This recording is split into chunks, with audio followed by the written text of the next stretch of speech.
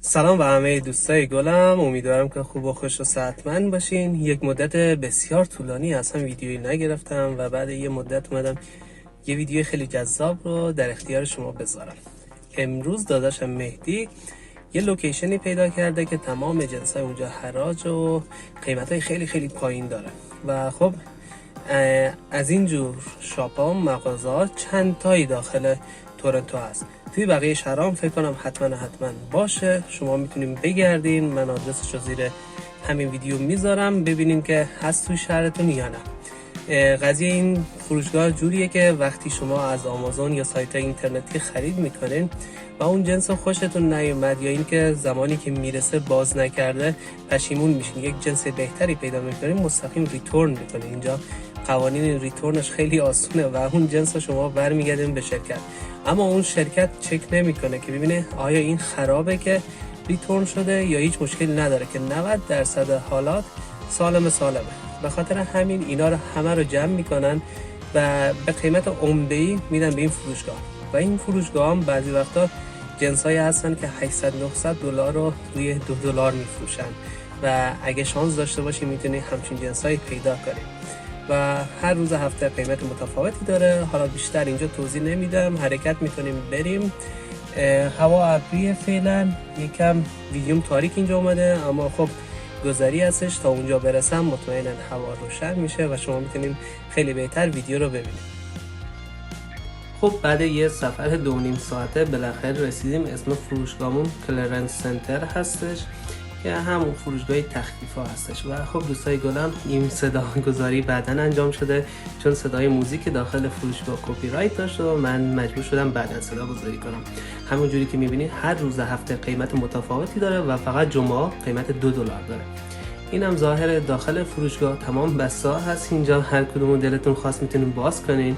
اکثرشون کاملا بسته است و مردم باز کردن اینجا و قیمت اینا همه دونه $20 چون روزی که من اومدم قیمت ها $20 هستش و شما میتونید توی روزای $2 بیاین و یه چیزایی داخل $2 هم پیدا میشه و امیدوارم که همینا تو اون روزم باشه.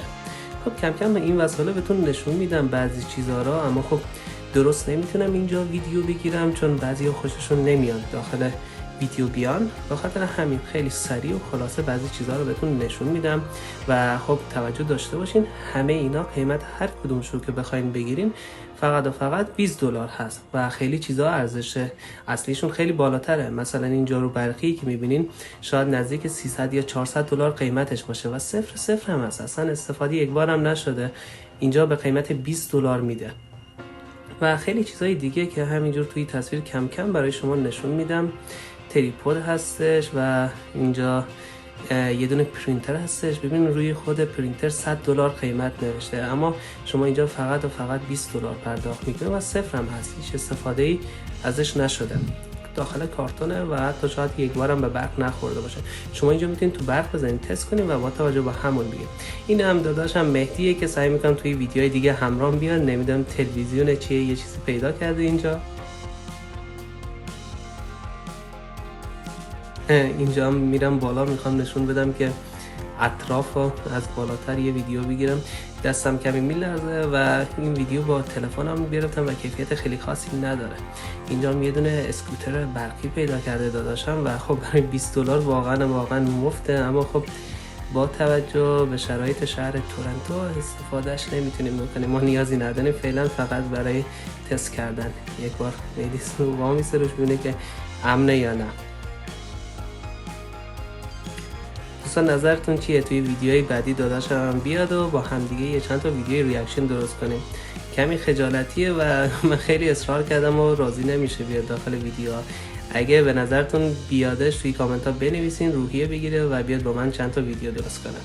اینجا هم این کتیه رو بازش میکنه، میخوایم ببینیم که تلویزیونه یا نه. ما هم دنبال جنسای گرونیم که اینجا ارزون میدن، ببینیم چی هستش، یه چیزی بگیریم که فایده کنیم.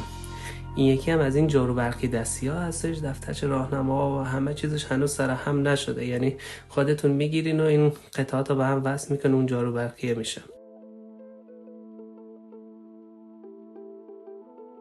باز کردن اینم خیلی طولانی شد و خب اینم بازش میکنه ببینید چه. آره دیگه از اون صندلیای ماساژور برای ماشین هستش، یکی از اونها گذاشتن داخلی به درد ما خوب نمیخوره چون صندلی ماشین ما خودش داره این قابلیت ها، اما بعضیا خیلی خوششون میاد که از این صندلی‌های گرم کننده و یا ماساژور برای ماشینشون بگیره و توی زمستون واقعا کاربرد خیلی خوبی داره. ببینید همینجور قوطی‌های زیاد اینجا هست که باز نشده و ما اون وقت نداریم همه اینا رو یکی یکی بگردیم و ببینیم داخل اینا چیه. فقط همینجوری سرسری یه چند تا جنس رو به شما نشون میدم، شاید خوشتون بیاد.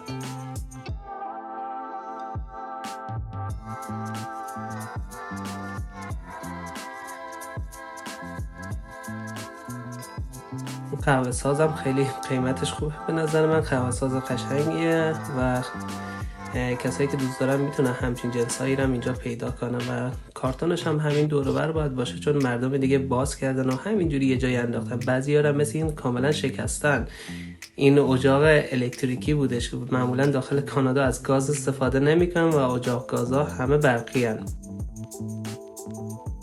اینجا که یه سری کتاب و همچین چیزا داره که البته ارزش $20 اونا ندارن، این یکی ارزششو داره. یه دونه از این اسپیکرهای بلوتوث خیلی بزرگ هستش و خب قیمت اینا واقعا 140-150 به بالا هستش. اینجا برای $20 واقعا خوبه.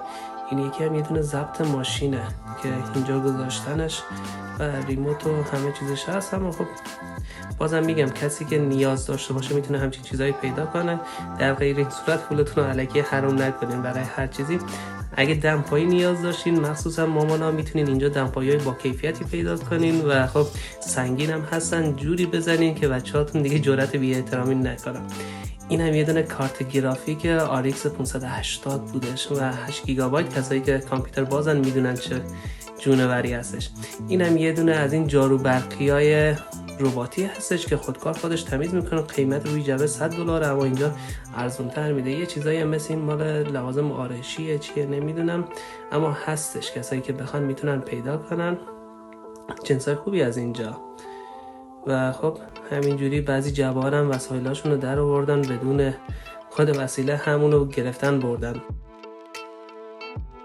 از این چیزای قواسی هم هستش تو پاتون کنین که اینجا خب دور و بر ما خیلی رودخونه دریاچه و تقریبا میشه گفت دریا هستش. از این لباس قدیمی ها میتونید پیدا کنید و خیلی جنسای جالبی داره. مثلا برای خیلیون دوستا خیلیون فانتزی خیلی جالب اینجا بوده، من خوشم اومد، اما تو عمرم دست به دخانیات نزنم و متاسفانه فقط میتونم ببینم و اولین باره که یه خیلیون رو به دست میگیرم من اینجا. اینم یه دونه عینک فکر کنم مارکه اما به دردم نمیخوره. اینم داداش مهدی دوباره یه چیزی پیدا کرده و اینجا میخواد ببینه چیه. دیگه این دیگه مال ساینتیسا هستش و این پژوهشگرا از این اگه استفاده کنم به درد ما فعلا نمیخوره همچین چیزایی. و یه دونه از این تبلت های دستی پیدا کردم. اینجا می نویسم فالو می، اما هر کاری که هم نشد. اینم مهدی هم دوباره یه چیز دیگه پیدا کرده مثل دستگاه یا آبربان کارتخانه هستش، برای مغازه به درد میخوره. به درد چی میخوره اما اینجا آوردن.